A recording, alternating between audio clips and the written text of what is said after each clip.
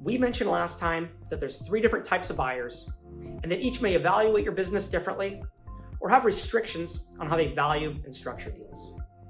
Today, we're going to examine some of the intricacies of selling the business to an owner-operator. Now, while an owner-operator might seem to indicate that a transaction is small, that's not necessarily the case. This type of buyer will typically put down 10 to 25% on a transaction and get an SBA loan for the remaining portion of the deal. Given that SBA loans range up to $5 million, the transactions can still be of reasonable size. There are some potential benefits to selling to an owner-operator. First, this type of buyer doesn't have the level of knowledge, expertise, and relationship in your industry. So there's a lot of value in the intangible assets of your business. That includes things like your systems, processes, built-in customer and vendor base. A strategic buyer may not value your intangible assets as much as the owner-operator, since they already have their systems built. So it's often the case for small businesses that an owner-operator can pay more. The lack of knowledge of the industry could mean that due diligence doesn't focus in the right places. And oftentimes, the lack of interest in allocating considerable resources to tax and legal counsel will lead to simpler due diligence. That could mean higher prices, better deal structures, and higher close rates. However, there's also drawbacks to selling to this cohort. Given that owner-operators are most often using SBA loans, there's a few deal areas that get restricted. The first is the SBA doesn't allow earnouts.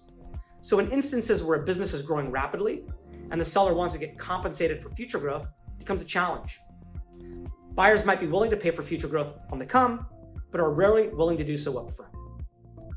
The SBA also doesn't allow existing shareholders to stay on longer than 12 months.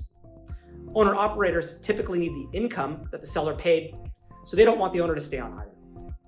Where it becomes even a bigger problem is when a key employee is a shareholder and needs to work for the acquirer in order to maximize value. Owner-operators aren't going to have revenue or cost synergies, so in instances where a strategic buyer does, some value could be lost.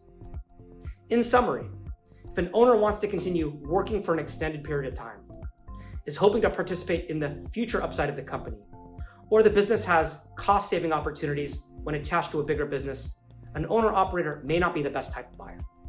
However, should the business be small, have minimal infrastructure, the owner be looking to remove themselves from the business in a short period of time, or the owner be looking for simpler purchase agreements, simpler diligence periods, well then an owner-operator might be ideal.